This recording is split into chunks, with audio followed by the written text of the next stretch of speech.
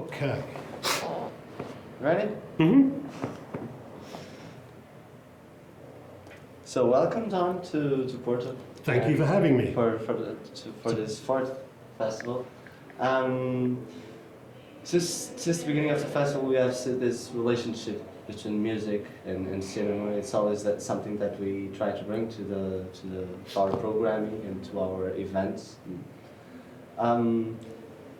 Do you think when you started filming this or experiencing this, that someday it will come a film of that, or we were just recording for the sake of it, for the sake of preserving those images? Oh, you mean when I first started to film? Yeah.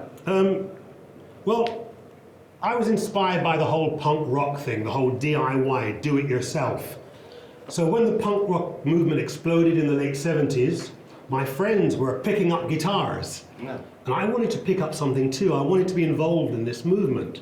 So I picked up a Super 8 camera, inspired by seeing films in the early 70s like Harder They Come, which is Jamaica's most famous film. And another film that really impressed me was a film by Nicholas Roeg called Walkabout. You know, I was captivated by the power of image to inform and inspire. And I thought, well, I'd like to express myself in a visual way, but in the early 70s, for a young black man, ridiculous idea. And then punk rock comes along, DIY, and I did it myself. So when I started to film, I filmed the things that were interesting to me. And then one day, in a musical paper called the NME, it said, Don Letts is making a movie. And I said, this is a good idea. I will make this into a movie. So it was never intended to be a film. This is a punk rock movie, by the way. But that was my beginning. It was through punk rock inspiration. So it's like punk rock itself. It's a message. It's the trying to reach the people by telling them something. Well, initially I wasn't trying to preach to people or teach to people. I just wanted to express myself, you know, and pass on the energy that helped me to be who I was. Because I'm a child of the vinyl generation. I was inspired by music and cinema. And I guess I was trying to pass that energy on. I don't really see myself as a teacher or trying to deliver messages. Messages are for postmen. I'm not a postman.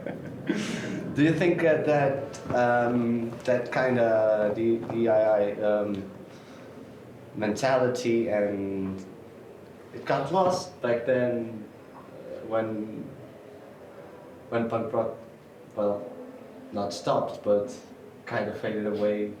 Well, no, what happened to punk rock? And we have to be clear about something. People say punk rock, like it began and started in the late 70s, but this is rubbish.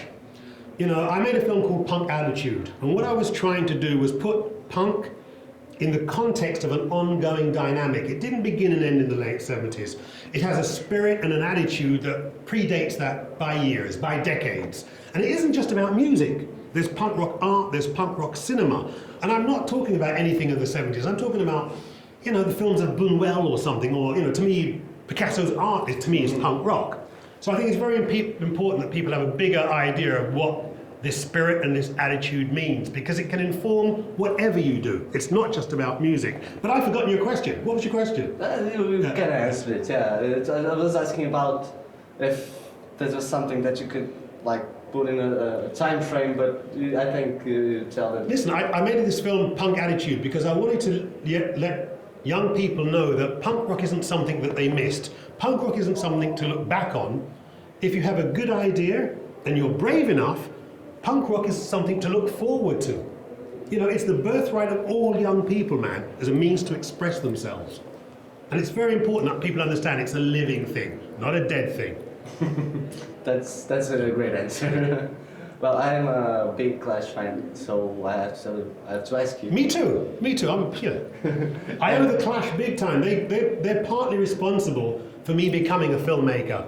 I made their first video, London Calling, and it was very successful. And after that, many filmmakers wanted to work with the Clash. And the Clash said, no, we'll stay with Don Letts. And I made all their music videos, and in the early 2000s, I made something called West Way to the World, which was a documentary on the Clash. and that got me a Grammy. So I owe the Clash big time. What's your favorite album? I know that It's impossible, but London Calling is very close to my heart. Nice. But so is Sandinista. The first album is inspirational just because of the energy and the power. I like everything they did except for Cut the Crap, which is not really a Clash album. Really. Well, I guess I might say the same. Yeah. So, There's one good track. One good track. This is England. this is England, yeah. Rest of it, rubbish. Crap. Crap. Yeah. And well, I kind of forgot my question. It's okay. Take your time. Don't worry. Yeah. Do you think that now that this thing that probably was born during the 60s or the 70s now Or before. but nowadays it's that thing that it's Things have changed. It's not that these strict. things and everything is like marketable and sellable, and you have Che Guevara T-shirts and Everything is that. sellable. So, what's your take on that? Do you think that there's still enough room to punk to be punk, or the attitude or the mentality? I think in the 21st century, the punk spirit and the punk attitude, and like I said, I'm not talking about mohawks. I ain't talking about safety pins. I'm not even talking about goddamn guitars. But I think the idea of doing it yourself in the 21st century is more important than ever. You know, the economic and social and political climate out there is very tough for young people. I don't come from Porto, but and where I'm from, London, economically it is impossible. All the young people now, they live with their parents till they're 30. Well, it's kind of the same thing here. Same here. So Sometimes. And the other thing I think's changed is the aspirations of young people. You know, when I got into music, it was an anti-establishment thing. You know, but I think in the 21st century, a lot of young people get into music to be part of the establishment, and that is the crucial difference. So, you know, if you want to be on MTV, if you want to be a celebrity, how radical are you going to be? How rebellious are you really going to be? You know, in the 21st century, it's about new values. You know, if you say, you know what, I don't want all that shit, then the world is an exciting place. And luckily, I get to travel around the world, and I see that there are a lot of young people that aren't fooled by that nonsense. And the struggle continues. That's a great way to put it. Yeah. You were talking about how you started making the film videos for the Clash. Mm-hmm. Did you have already met the guys before? Or Oh yeah. We became friends in the Roxy. I was the DJ in the very first live punk rock venue in the UK, the Roxy. And it was so early in the movement, there were no English punk records to play.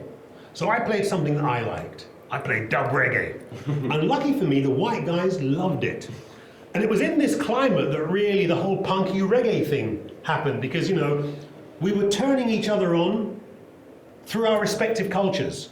You understand? Yeah. We became closer by understanding our differences, not by trying to be the same. Don Letts didn't have a mohawk. Joe Strummer didn't have dreadlocks, but we had respect for each other's culture. And then, as the punk thing grew, I began to see the impact of my culture on my white friends. All of a sudden, the Clash are doing like reggae bass lines, and they're singing about reggae subject matter. And you'd have bands like the Slits, who'd be bringing in a kind of reggae sensibility into what they did. And later on, John Lydon's Public Image, you know, that's steeped in Jamaican dub culture. So that was very empowering for me to see that I had something to kind of bring to the party. Do you understand? Yeah. And well, I think, well, at least my favorite, most of my favorite Clash and punk songs, I have a little bit of The reggae thing. reggae thing, because it's supposed to dance too. Yeah, exactly. Yeah. You got to have a groove. The Clash Not only rage and. Yeah, exactly. You've got to be able to groove to. The Clash always said it's not just enough to have strong messages. You've got to have a groove. Yeah. If you ain't got a groove, no one's going to listen. And a part of this punk thing and the reggae thing, do you think nowadays, where do you see this kind of an attitude in music in general, or This is a very good in question. film? But nowadays, if there's an artist or a movement or something that you can pinpoint and that's Yeah.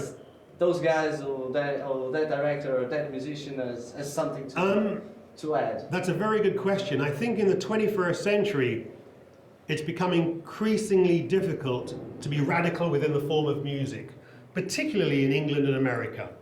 But the whole world is not about England and America anymore. You know what I mean? I get to travel a little bit, and I see that for a lot of people in this world, music still has the potential to inform, inspire, and change their lives. You know, it's not just a device for, it's not a soundtrack for passive consumerism. You know, it's a tool for social change. You know, music still, I believe, has that potential. It changed my life, and I've seen it change other people's lives. Where do I see it? Good question. Okay. For example? Not in Western music, not so much, but there are people out there. I mean, in England, we have a movement now called grime. Yeah. And to me, that it's got a kind of a very black punk rock spirit. And then you've got certain artists like, I'm trying to think, man, in England. Kate Tempest is kind of punk rock. Oh, You know? I've seen him. Kate Tempest is kind of punk. I mean, people cite the Sleaford Mods. I'm not crazy on the Sleaford Mods, but yeah, there's a punk spirit there. Yeah. But I think in the West, it's increasingly difficult to find radical ideas within music, especially if the people want to be on MTV and they want to be on the red carpet. You know what I mean? Impossible. But you know, I see punk spirit in cinema. I see it in animation. I think in a lot of animation. You know, two of my favorite things is South Park and Family Guy. You know, in a world of